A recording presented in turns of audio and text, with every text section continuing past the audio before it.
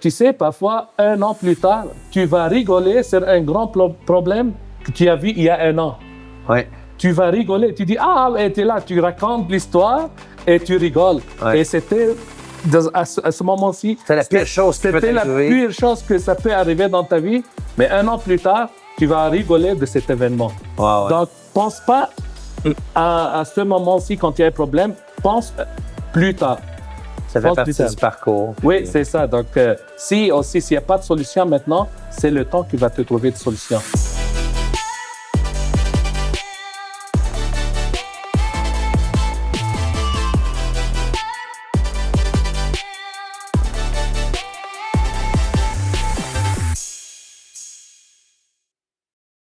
Bonjour et bienvenue dans un autre épisode du Côté sombre des affaires. Mon nom, c'est Olivier Paré d'Avego.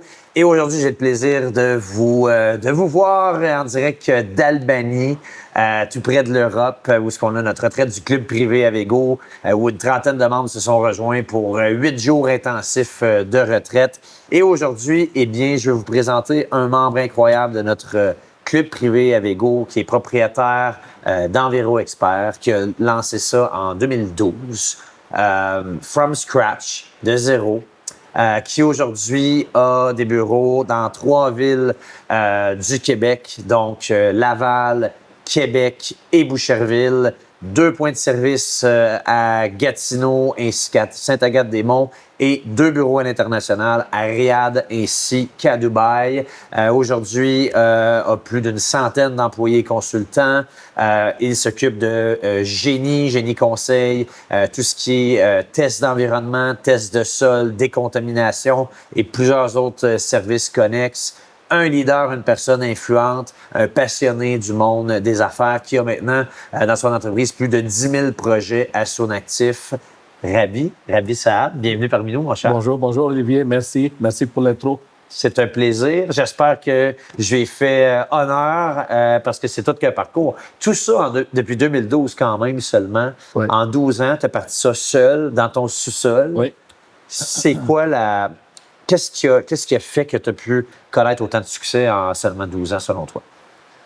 En fait, c'est sûr que le succès, là, il n'y a pas une recette magique. Comme tu sais, Olivier, donc le succès, c'est un travail acharné des stratégies et des visions. Tout à fait.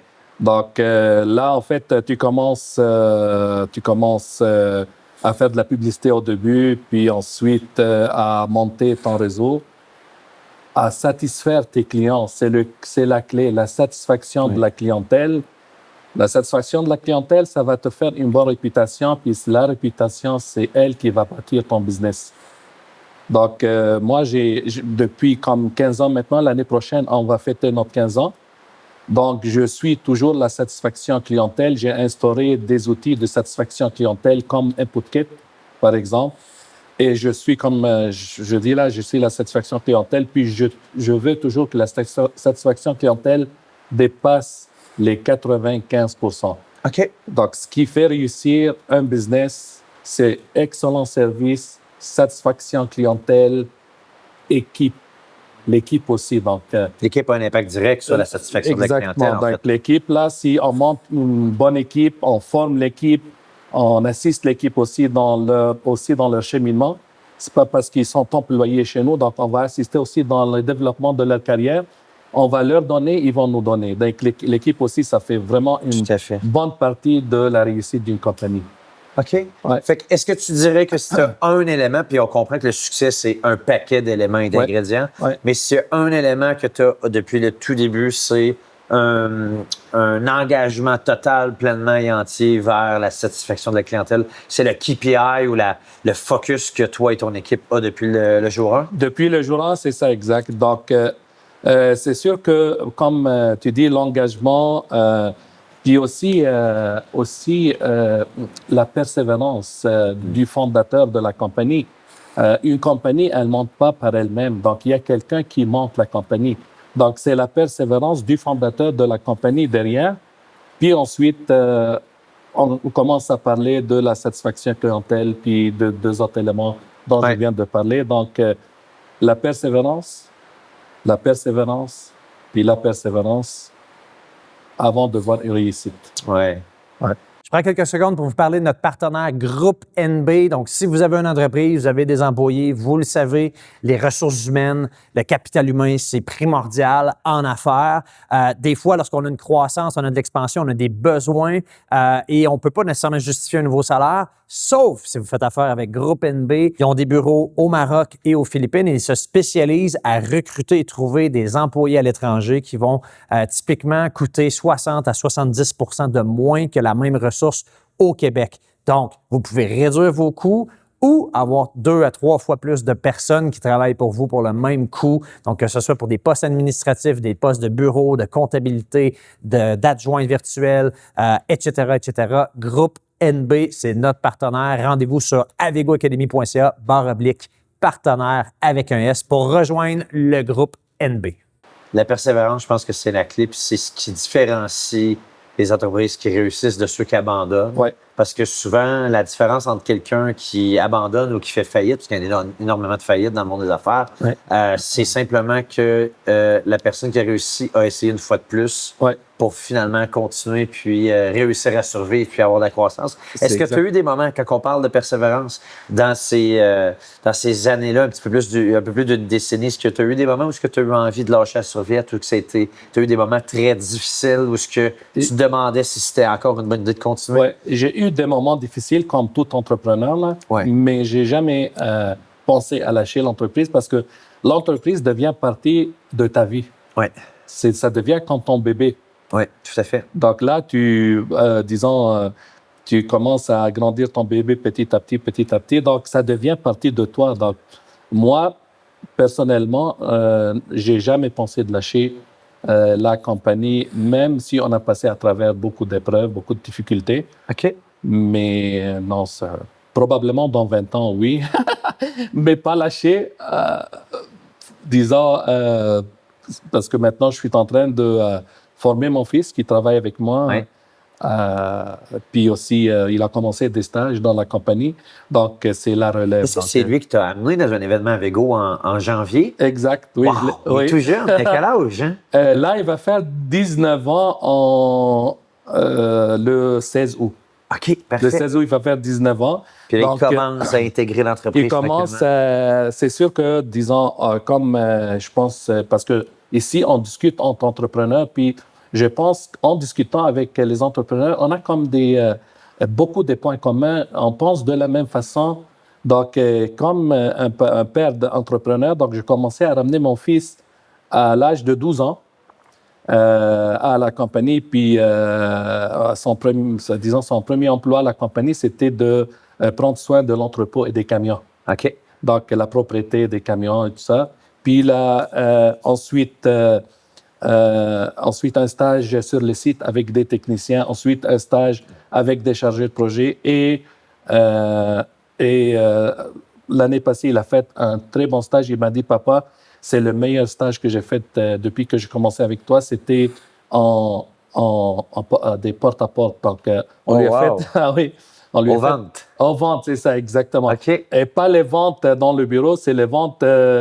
en personne. En personne, les ventes. À froid, en plus, des portes. Des portes, exactement, dans les compagnies. Aller dans les compagnies, aller rencontrer. Il a trippé avec ça. Il a trippé avec ça. Rare, il a aimé ça parce qu'en fait, il a vu... C'est difficile. C'est sans doute un des postes les plus difficiles en vente. C'est ça, d'aller vers des gens qui ne t'attendent pas. C'est ça. Il faut se déjeuner au maximum pour aller... Parce qu'en fait, porte-à-porte, là, c'est pas... Je pense à la 20e...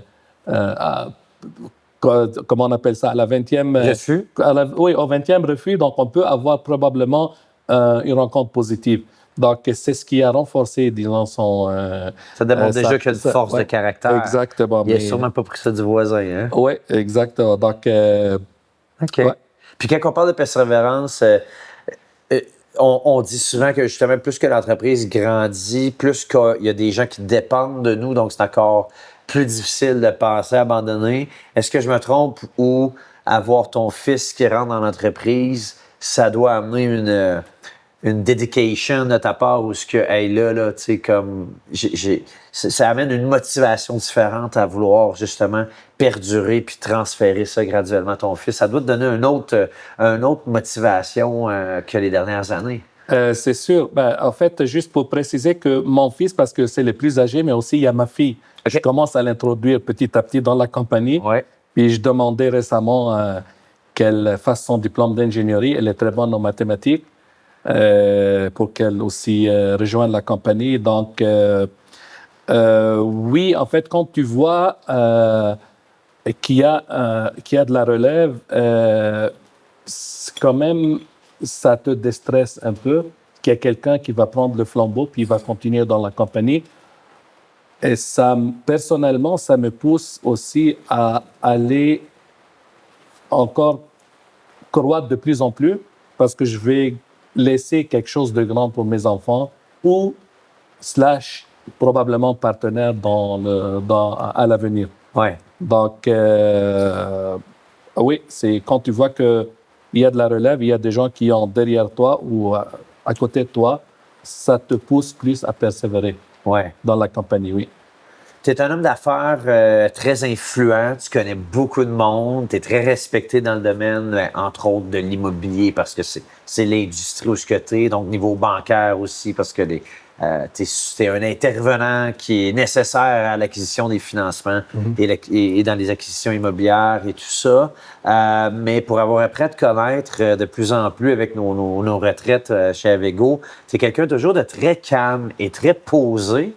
Et souvent, la perception que les gens ont des entrepreneurs à succès ou des gens d'affaires, c'est que ils ont toujours le pied dans le gaz au fond, beaucoup d'énergie, ils déplacent de l'air. Toi, tu as un leadership plutôt calme, toujours relax, tu as toujours l'air en vacances, tu n'as jamais l'air stressé.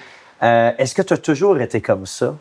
En fait, Ou tu as changé au cours des années? dans le travail, je suis une autre personne. OK. C'est ça, donc je suis les projets, je suis les directeurs, je suis les KPI. Donc, dans le travail, je donne à mon 300%. Puis quand je suis, par exemple, dans une retraite, ça, c'est le temps où je veux relaxer. Tu te permets de te déposer. C'est ça, mais en général, même, je pousse ton travail, mais je ne pousse pas d'une façon très agressive. Je suis une personne calme comme des personnes qui m'entourent me décrivent. Généralement, oui, mais ça ne veut pas dire qu'une personne calme qui va pas faire attention aux détails ou qui va pas suivre ses KPI ou qui va pas pousser au fond. Donc oui, on peut pousser à fond avec du stress, mais aussi on peut pousser à fond avec de la tranquillité d'esprit. Ouais. Si on peut faire le deuxième choix, pourquoi pas? Puis est-ce que tu as toujours été comme ça? Toujours, dans ma vie. Oui, oui. C'est dans ta personnalité? C'est dans ma personnalité. Je ne m'énerve pas facilement. OK. Et j'aime entendre plus que parler. Ouais. J'aime quand les gens parlent, c'est un plaisir pour moi d'entendre les gens. Ouais. D'entendre les gens, je ne sais pas, même quand j'étais jeune enfant, mes meilleurs amis, c'était des vieux de 50, 60 ans. Ah ouais? Oui, je m'assoyais dans je viens d'un village, exactement. Je m'assoyais à côté d'eux, puis j'aimais toujours entendre les histoires, puis leur expérience dans sa vie et tout. Donc, j'ai appris à entendre plus. À écouter. À écouter plus. Ben, quand j'ai besoin de parler, je parle, mais parfois, j'écoute plus. OK. Oui. OK. Oui, je suis un bon écouteur, oui. Puis, je comprends que tu dis que tu es plus intense, entre guillemets, tout en étant calme au travail. Oui. Et que lorsque tu sors dans ta vie personnelle, familiale, ou lorsque tu viens dans un événement à Avego qui est justement pour te retirer, t'arrêter, tout ça, tu réfléchis. Mais malgré tout, il y a beaucoup d'entrepreneurs qui, lorsqu'ils arrivent chez eux ou lorsqu'ils sortent du travail, cette switch-là, elle switch pas. Ils restent stressés, ils restent à penser à tous leurs problèmes au bureau, leur stress. Qu'est-ce qui te permet, toi, de switcher puis vraiment tomber dans un mindset beaucoup plus calme, relax à l'extérieur du travail? C'est difficile. En fait, on a tous du stress en entrepreneuriat, on a tous du stress. Mais moi, j'ai appris à gérer le stress. C'est-à-dire, par exemple, quand je rentre au bureau, à la maison, qu'est-ce qui va changer si je ramène le stress à la maison? Je veux rien changer, juste je vais je vais, comment dirais-je, je vais stresser sur mes Tu vas enfants. stresser les autres. Je vais stresser les autres. Donc, j'essaie de rendre la maison, quand je rentre à la maison, un endroit calme, peaceful, où je recharge pour le lendemain. OK. Oui. Nice. Puis ça doit être apprécié par ta famille, justement. Oui, exactement. Oui, je suis marié depuis 25 ans. Wow. Donc, puis ma femme, elle dit que je suis une personne calme. Donc, parfois, les femmes, ils ont l'habitude à critiquer Pas avec leur toi. mari. Mais non, elle dit toujours qu'il est calme. Mais elle, c'est le contraire. Ah oui? Oui, OK. elle, c'est le contraire. Là. Fait qu'elle avait besoin d'un homme comme toi pour l'apaiser. C'est ça, exactement. Donc, mais depuis mon jeune âge, depuis mon enfance, je suis quelqu'un de calme. OK. Oui. Juste un petit détail. Mon enfance, j'étais je peux me décrire, j'étais un super TDAH. OK. Ah ouais, Jusqu'à hein? l'âge de 10-12 ans. OK. Ouais. Je ne pouvais pas m'asseoir sur ma chaise. Je voulais bouger, je voulais jouer. Donc, tu étais l'opposé de qui tu es en ce moment, qui est calme, posé. C'est ça. Complètement l'opposé. Oui, exactement. Donc, Puis qu'est-ce qui s'est passé? je sais T'as-tu pas. été médicamenté? Non, T'as-tu eu des traitements? Non, Ou- non, c'est. Non? OK, non, t'as c'est- juste... Ouais, mais c'est un choix personnel. Hein. Mais y est-il arrivé quelque chose qui t'a amené à être un peu plus calme? Ou y a-tu une expérience qui t'est arrivée? Ou un élément déclencheur? Un élément déclencheur, non, il n'y a pas un certain élément déclencheur, mais par contre, je ne peux pas définir qu'est-ce qui m'a transformé OK. d'une personne très agitée quand j'étais jeune, quand j'étais enfant, à une personne très calme. Mais je pense aussi que c'est les expériences de la vie qui t'apprennent Tout à fait. tu vas te reposer puis à devenir plus calme. Donc, je pense que c'est la vie qui m'a appris. OK. Oui, c'est la vie. Donc, il y a C'est le pas. fun il y a parce que pas- c'est un bel exemple qui Oui. démontre que pour réussir, tu n'as pas besoin d'être tout le temps stressé puis énervé. Tu peux réussir avec un leadership qui est moins directif, qui est plus Ouais. intuitif, qui Ouais. est plus inspirant, plus calme, etc. Exactement, non. Le stress, on règle rien avec le stress. C'est clair.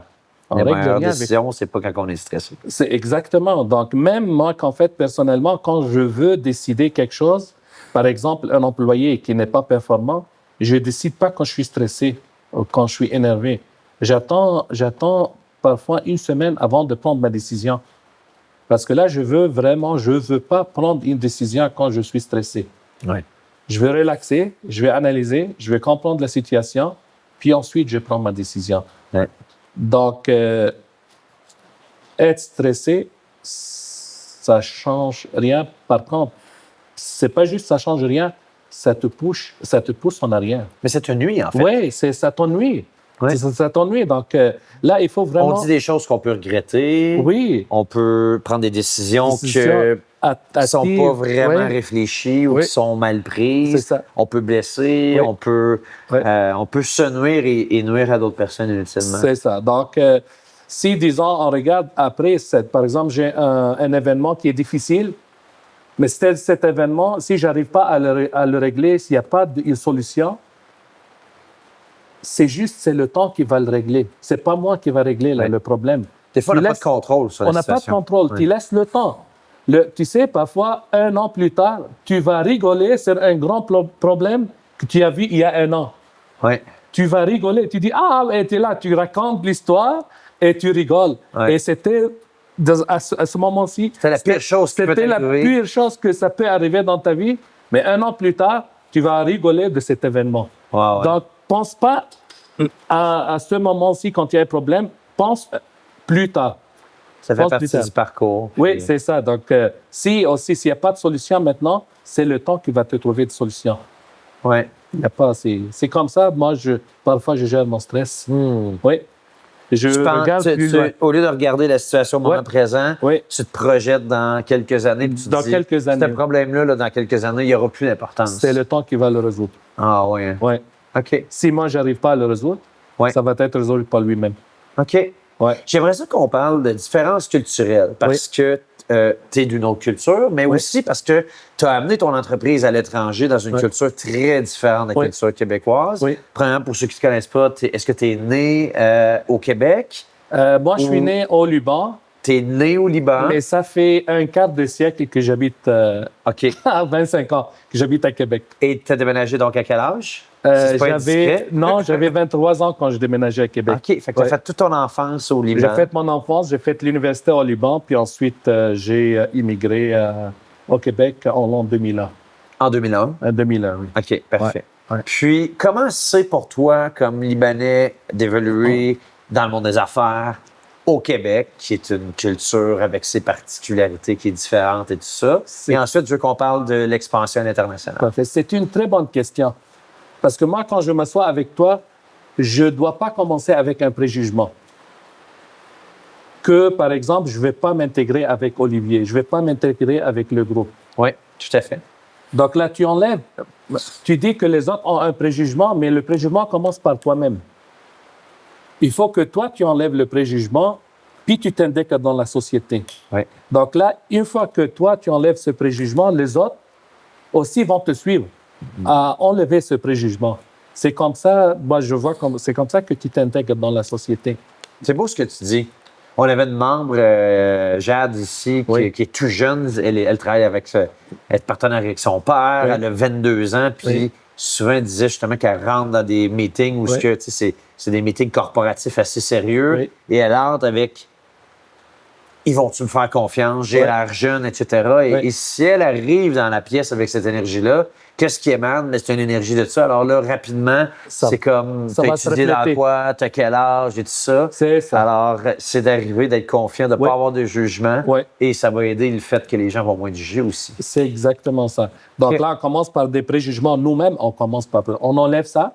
On est tous des... on s'amuse. On est tous des humains. On est tous des humains. On s'amuse. Puis on développe ensemble. Donc, moi, je considère ça comme ça. Toujours avec toutes les nationalités. Je considère, quand je deal avec une personne, je le considère comme un être humain. Oui. Avant qu'il soit québécois, libanais, je sais pas quoi, c'est un être humain. Puis les êtres humains, toujours, on a des clés. Ouais. On a des clés. C'est à chaque personne, il a une clé. Comment traiter la personne? Ouais. Comment je peux attirer l'attention de la personne sans disons, parfois nuire à la relation, sans blesser. Parfois, la différence culturelle fait de telle sorte, parfois tu dis quelque chose qui n'est pas accepté par les autres. Parfois, tu racontes une blague qui est mal prise par les autres. Donc, il faut comprendre la culture des autres aussi avant que tu commences à parler. On revient à ce que j'ai dit avant, ce que j'aime écouter parce que j'aime comprendre comment les autres pensaient avant que je parle. J'écoute avant de parler. C'est vrai, hein? Oui. Moi, j'ai toujours dit, parce que si on parle de culture, de différence, tout ça, malheureusement, il y a des gens qui ont des préjugés, justement, les Libanais, les Arabes, les Asiatiques, peu importe la culture.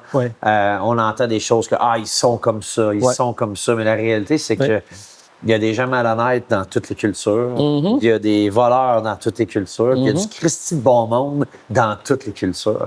Alors, d'enlever ce jugement-là puis dire, je vais découvrir l'humain derrière la personne que je vois. Puis ensuite, on verra s'il y a un fit. Puis... C'est exactement ça. Donc, tu enlèves les préjugements puis tu traites la personne comme un être humain. Puis là, si par exemple, vous partagez les mêmes valeurs, vous devenez des bons amis. Si vous ne partagez pas des bonnes valeurs, vous devez conserver une bonne relation. Il ne devient pas ton ennemi. Il ne deviendra pas nécessairement ton meilleur ami. Non, ton meilleur ami. Mais dans le monde des affaires, des fois, tu n'as pas besoin d'être ami avec tout le monde. Exactement. Donc, on peut faire de la bonne business. C'est ça. Même si au personnel, on est... Si au personnel, on ne s'entend pas bien, on ne fit pas bien. Donc là, on devient toujours toujours, tu deviens... c'est des connaissances. Je te connais, tu me connais, puis...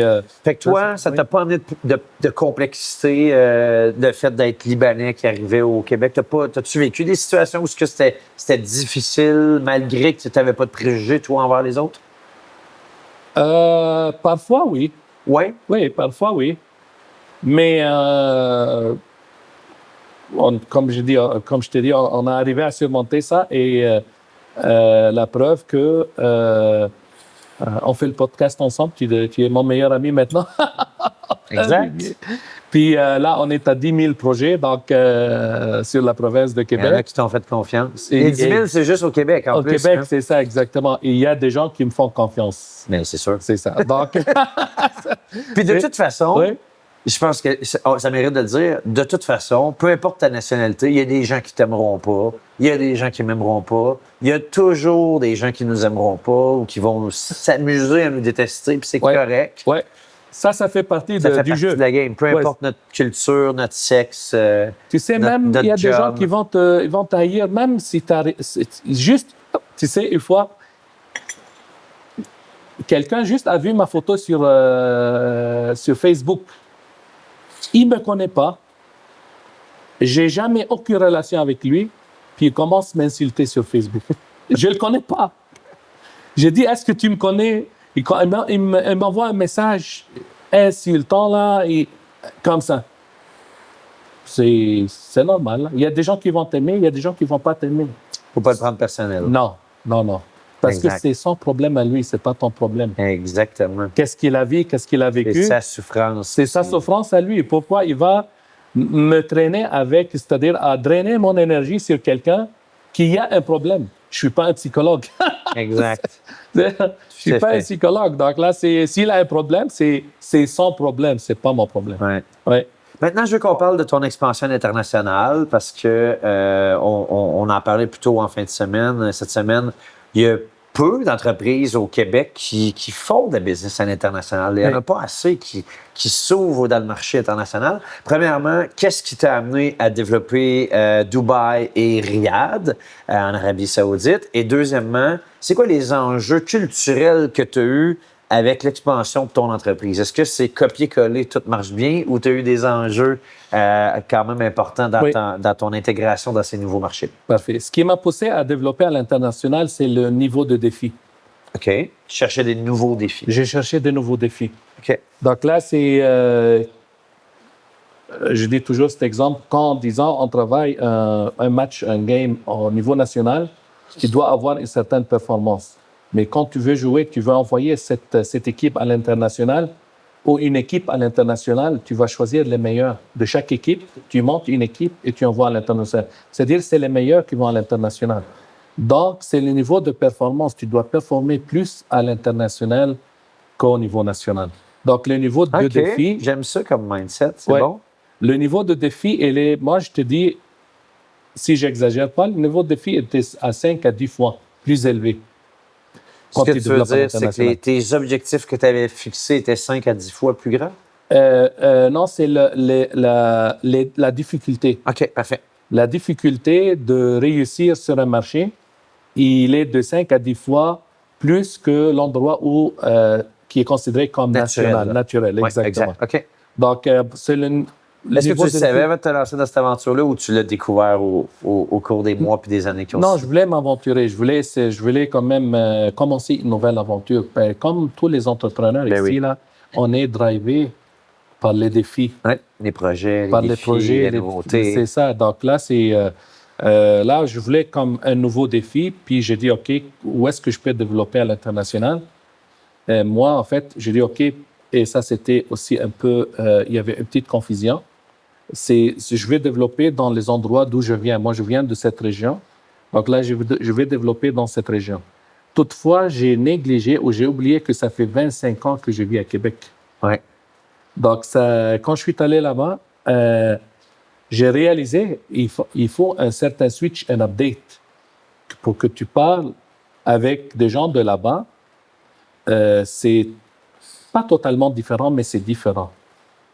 Et comment traiter, disons, comment attirer un client, c'est pas la même façon comment tu attires un client à Québec. Donc, il faut quand même, moi, que je recommande, toujours, ça c'est naturel, là, de commencer avec une étude de marché. Ouais. 2, oui, de choisir un pays qui est, disons, culturellement proche de notre culture. Puis aussi, 3, d'aller vivre 6 mois, minimum 6 mois dans le pays où on veut développer. pour s'imbiber de la culture, comment les gens pensent, c'est ça, leur exactement. quotidien, leur façon de consommer, de C'est ça. négocier. Ouais.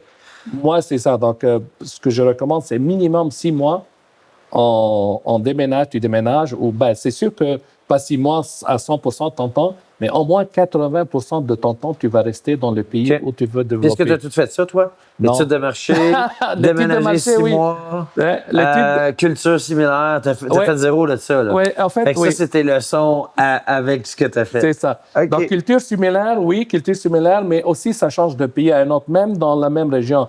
Par exemple, entre Ontario et Québec, Très différent. très différent. Très différent. Très différent. Est-ce que Donc, Riyad et Dubaï, c'est très différent? aussi. Même chose. Oui, aussi. Donc, entre Riyad et Dubaï, c'est différent. Donc, là, il faut quand même une certaine adaptation aussi à la nouvelle culture, même si tu viens de la région. Puis c'est quoi les défis culturels les plus importants que tu as eu à surmonter quand tu es rentré dans ce marché-là? Tu parlais de comment trouver des nouveaux clients. Oui, Est-ce que c'était au comment- niveau de la tarification, comment la négociation? Les négociations. Les négociations. Je donne un exemple. Par exemple, un petit exemple, là.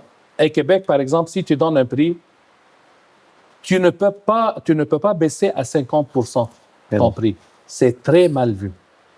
Ben, puis là, on va se mettre en contexte, c'est Ouais. dans une entreprise de service. Oui, Quelqu'un donc- te demande une offre de C'est service, ça. ça coûte tant pour faire l'analyse ou Ouais. telle étude C'est ça. environnementale ou autre. C'est ça. Disons 10 000 peu importe. Ouais. Tu peux pas arriver puis on va baisser ça à 5 000. J'accepte à 5 000. Non, ça se fait pas dans c'est- une culture. Ça se fait pas dans la culture. Tandis que dans l'autre culture, ça se fait facilement. Avant, nous, on a tombé dans le piège.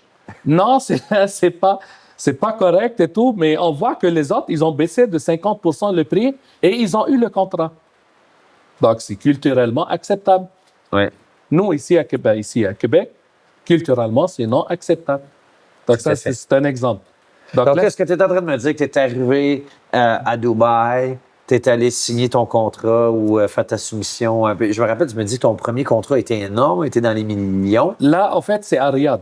À Riyad? À Riyad, oui. Ton premier contrat était de combien? Le premier contrat que tu as signé à Riyad? Là, en fait, c'était une unité de traitement de l'eau. OK. C'est à Dammam. On va le compléter très bientôt. Oui, je ne sais pas si c'était un coup de chance, mais c'était. Je peux raconter un peu comment je l'ai rencontré, Oui. parce qu'il faut jamais négliger la force des relations humaines.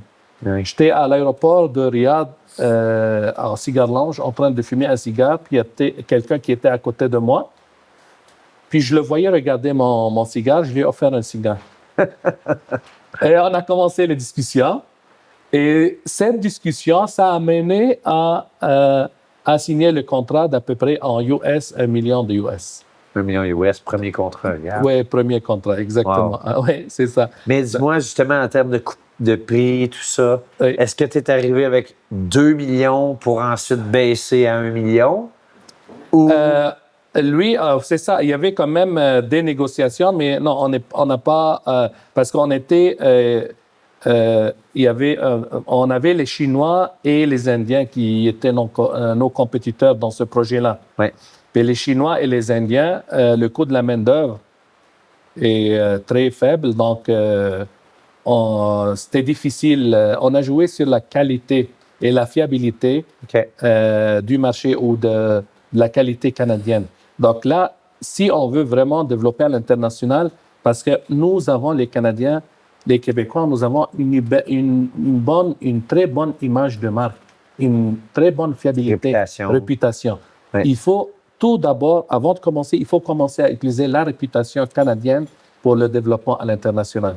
Donc, c'est apport pour commencer à gagner la confiance du client. Donc, comment on a gagné le contrat parmi la compétition des Chinois et des Indiens, c'est qu'on a joué sur la réputation des produits canadiens. OK, parfait. Ouais. Vraiment au niveau de la réputation Ouais, de la l'entreprise réputation. canadienne. Oui, l'image de marque, oui. OK. Ouais. Tu es en pleine expansion, Rabi. Tu me parlais que ton expansion va se faire par acquisition. Tu as déjà commencé. Oui. Tu as déjà complété certaines acquisitions. Oui. Et tu veux continuer ce mode d'acquisition-là. Tu as fait des erreurs dans tes premières acquisitions? Y a-t-il des situations que tu as vécues que tu aurais aimé apprendre, tu aurais aimé savoir avant de faire ces moves-là ou ces décisions-là? Dans des deals que peut-être que tu as fait, mais aussi des deals que peut-être que tu n'as pas fait, justement. Moi, personnellement, je préfère continuer dans le même cheminement, l'acquisition ou la croissance dans la même direction. C'est-à-dire, moi, si je suis expert en génie conseil, en environnement et génie, donc je vais continuer à développer, à croître dans le même cheminement. Comme ça, je connais très bien mon domaine et ça aussi, ça minimise les erreurs.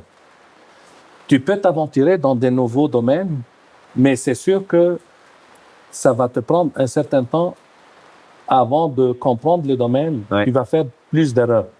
Tandis que ton domaine, tu sais que, par exemple, je donne un exemple, tu sais combien tu gagnes en génie conseil.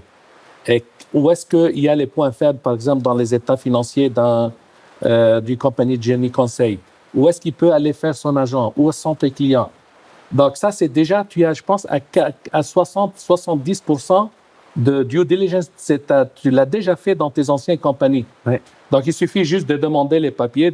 C'est sûr que de faire une due diligence avec des avocats, des comptables et tout, mais déjà, puisque tu es l'expert de ton domaine, parfois, tu catches plus les faiblesses dans la compagnie que tu veux acheter qu'un comptable ou qu'un avocat. Lui, il va juste il va regarder l'aspect légal, l'autre l'aspect comptabilité, mais toi, c'est difficile de faire des acquisitions quand tu ne connais pas l'entreprise. Exactement. On en parlait hier avec un des membres où il s'est fait proposer d'investir dans une entreprise, fort potentiel, manufacturier, usine et tout ça. Puis il m'en parlait, puis j'ai dit, moi, j'ai passé à côté, je l'ai laissé passer parce que c'est tellement loin de mon champ d'expertise. Je connais pas la production dans une usine que pour moi, c'est un risque beaucoup trop élevé d'acquérir ou d'investir dans une entreprise comme ça. Ben, je suis tout à fait d'accord avec toi. Parce que c'est trop loin de mes connaissances et de mon expérience. C'est exactement ça. Si tu veux vraiment briller dans un domaine, continue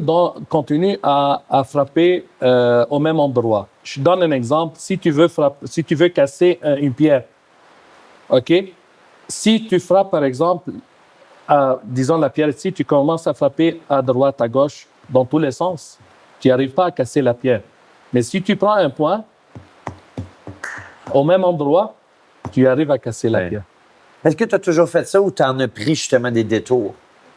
Non, j'étais dans la même direction, je continue dans la même direction. Okay, donc, moi, tout ce que j'ai fait, j'ai travaillé à plusieurs endroits, mais des petits jobs là, quand j'étais étudiant et tout ça. Mais disons, mon core business, 90% de mon temps, 95%, c'est dans le domaine de l'environnement et le domaine de génie. J'ai investi en immobilier parce que en immobilier, là, tu peux te fier, c'est des transactions. Je ne sais pas si j'ai dit des bêtises. C'est des actifs réels, mais ça demande une petite formation. Puis tu vas commencer à comprendre les chiffres. Puis si est-ce que un bâtiment il est rentable ou pas rentable. Tandis qu'en d'autres domaines, par exemple, il y a plusieurs autres facteurs qui peuvent rentrer en jeu, qui peuvent te faire mal. Tout à fait. Au bout c'est dans ton cheminement. OK. Si tu regardes les 14 dernières années, c'est ça? Ça fait 14 ans, vous allez fêter vos 15 ans? Oui, l'année prochaine. Oui, l'année prochaine? Oui. Wow! Ça va être une belle célébration, j'en suis convaincu. Vous êtes invités, on a commencé à planifier dès maintenant. Donc oui, ça va être en mai 2027. OK. Puis on a commencé à planifier dès maintenant parce que oui, on va faire une fête grandiose pour les 15 ans. Oui, inviter vos partenaires, vos fournisseurs, les clients, tout ça. Exactement. C'est cool. Oui. Si tu regardes les 15 dernières années, c'est quoi la plus grosse erreur que tu as faite selon toi? C'est à recommencer. Puis je comprends qu'on apprend de nos erreurs, puis ça nous amène ailleurs, mais c'est quelque chose que tu aurais fait autrement si tu avais su avant. Qu'est-ce que ça aurait été? C'est une très bonne question. Moi, mon conseil, c'est pas d'être très permissif. OK. Ouais. D'avoir été trop permissif. Oui. Peux-tu développer là-dessus? Est-ce que tu me parles avec des employés, avec des clients, oui, parfois des fournisseurs? Non, parfois des employés, parfois certains fournisseurs. C'est que tu dis, OK, moi, je vais me concentrer sur mon business. Je vais laisser passer des détails ou des détours. Mais il faut, quand il y a quelque chose il y a une erreur qui a été faite envers la compagnie, il faut que tu frappes fort. Dès le début. Ouais. Donc, même si c'est ton ami, même si c'est ton ami proche, il faut que tu frappes fort. Ouais. Il ne faut pas être permissif parce que ça donne l'exemple aux autres aussi de Que commettre tu la vas même en erreur. laisser passer. Tu vas laisser passer, exactement. Je pense que ça, c'est je peux considérer ça comme une erreur. Parce que là, c'est une fois que ça arrive, Ça quelqu'un, par réarrive. exemple, quelqu'un qui vole tes données, ton ami, tu dis, OK, c'est mon ami, je vais pas lui créer un dossier criminel et tout. Et là, tu vas à la police, tu commences à remplir le formulaire, puis tu dis, OK, non, mais il a des enfants. Tu commences à penser Ouais. humanitairement. Ouais. Parfois, ça nuit à long terme. Ouais. Ça nuit à long terme. Donc, quand on fait une erreur, il faut que tu payes pour ton erreur. Ouais. Donc, Il faut se responsabiliser, puis il faut Ouais. que les personnes prennent leur responsabilité. Puis d'être permissif, c'est pas mieux pour l'autre personne non plus. c'est ça exactement. Il faut Parce se que, respecter là-dedans. Oui. Puis... en fait, disons, ça, c'est mon erreur. Mais parce que tu m'as posé la question, c'est quoi ton erreur? Mais la personne qui a fait l'erreur, il ne va pas aller plus loin parce qu'il a déjà commencé avec une erreur. Oui, exact. Il a déjà perdu d'avance. Et il a déjà perdu d'avance. Il a commencé avec une erreur. Ouais. Donc là, on ne parle pas de l'autre côté, mais moi, je parle de mon côté. Donc, Tout à fait. ouais, ça, je pense que c'était une erreur. Oui. Puis je pense que c'est une erreur que beaucoup d'entrepreneurs qui font. Oui. Parce que c'est... Souvent, les gens d'affaires, on a la réputation d'être des gens durs, des gens qui ne respectent pas les employés ou qui utilisent les gens pour s'enrichir et tout ça. Ouais. Mais j'ai jamais rencontré un homme d'affaires ou une femme d'affaires qui me dit « Ah, moi, là, congédier quelqu'un, là, j'aime tellement ça. » Non, mais c'est vrai. On hein? pense un mois, 2 mois avant Exact. de congédier quelqu'un parce que On se sent mal, on ne veut pas nuire à sa famille, sa exact. situation financière, C'est on veut lui donner exact. une chance, Exact. on est permissif. Ouais. Puis finalement, ça on tourne décide pas. trop tard de mettre fin à Exact. l'emploi, whatever. Puis c'est qui paye la note au final? C'est nous. C'est nous. C'est ça, exactement. tout le temps nous. Oui, c'est exactement Mais ça. c'est répandu. L'erreur que tu as faite, je l'ai faite tellement. C'est une faiblesse que j'ai eue dans les dernières années. Ouais, je me suis amélioré beaucoup. Moi aussi, je vais commencer à m'améliorer dans ça. Ouais. Parce que, mais je pense que c'est une avec le faiblesse temps. que bien des entrepreneurs ont. Oui, OK. Je suis t'es pas le seul. Vraiment OK. pas. Parfait, Vraiment excellent. pas. Oui, très bien. Ouais. Fait que toi, tu viens juste de prendre conscience de ça. C'est récent. C'est exact. C'est récent. Je commence à réaliser de plus en plus que tu sois permissif, plus qu'il y a des gens qui profitent. Donc, à un moment donné, il faut que tu arrêtes ça. Puis là, tu dis, OK, non, il faut que, même si ça va faire du mal à l'autre personne, parce que lui, il a commencé l'erreur. Ouais. C'est pas toi qui as commencé l'erreur. C'est ça. Donc, pourquoi pas ne le punir? Pourquoi pas tu vas le poursuivre? Ouais. Exact. Ouais. All right. Très cool. Dis-moi, Rabi, qu'est-ce qui t'a amené? Tu es super occupé, tu as 1 million de projets, tu es en expansion, tu as toutes les raisons possibles, imaginables de ne pas venir chez Avego, de ne pas prendre plusieurs jours, prendre l'avion pour venir passer du temps avec un groupe d'entrepreneurs comme nous. Qu'est-ce qui t'a amené à vouloir joindre le club privé Avego, dis-moi? En fait, le fait d'être entouré par des entrepreneurs, d'entendre les histoires des entrepreneurs, par exemple, les mindsets qu'on fait, Mastermind. les masterminds qu'on fait, c'est vraiment là, c'est très, très, très intéressant. Ouais. Là, tu poses une problématique, puis tu entends les avis des autres, ça va te donner des nouvelles idées. Parfois, quand on a un problème, on pense qu'il n'y a pas, comme on vient de dire, il n'y a pas de solution, mais parce que toi, tu regardes parfois dans un angle. Mais les gens autour de toi, ils peuvent voir dans tous les angles. Donc, être entouré par des entrepreneurs, c'est déjà comme un boost. Quand je reviens maintenant, par exemple, à Québec, la dernière fois quand on était à Ibiza, je suis retourné avec une énergie énorme. Là, je vais pousser, je vais développer, je sais pas. Et je pense les autres aussi, on a discuté, puis les autres, ils ont eu le même feeling. Ouais. Et ça, c'est un. Mais deux aussi, toi, Olivier, donc, toi, en fait, tu es quelqu'un qui fait très attention aux détails. Puis moi, là, les gens qui font attention aux détails, j'adore. Les gens qui font attention aux détails, je vois comme tu prends soin de tout le monde, les petits détails, les endroits où on visite, les sujets qu'on traite, puis le développement de chacun. Donc, ça, je voulais te féliciter. Ouais, merci, Tabarak. Vraiment, là, c'est ça. Donc, puis, voyager, c'est sûr. T'aimes voyager. J'aime voyager. Puis, tu choisis toujours, par exemple, cet endroit où on est là, c'est un endroit paradisiaque, là. Vraiment. Tu choisis toujours des endroits où vraiment, là, on profite juste au maximum. Ouais. Donc, c'est pour ça qu'on fait des retraites à l'international. C'est parce que, oui, on aime ça voyager, mais ultimement, on est tellement occupé, on est tellement sollicité dans notre quotidien que pour avoir le temps de réfléchir sur l'avenir de notre business, nos projets importants, non pas les problèmes du quotidien, faut qu'on sorte de notre business, de notre quotidien pour se changer les idées, changer d'environnement. Et c'est là où il y a des idées qui jaillissent en discutant avec les autres, en écoutant les formateurs et tout ça. Puis c'est pour ça qu'on revient autant crinqué en revenant. Puis, c'est ça, exact. Je ne sais pas si tu peux laisser ça dans le podcast, mais je peux considérer Avego comme le psychologue des entrepreneurs. Où on vient, on discute de nos problèmes dans nos affaires. On reçoit des conseils, non pas de psychologues, mais d'entrepreneurs certifiés. Oui, c'est ça, exactement.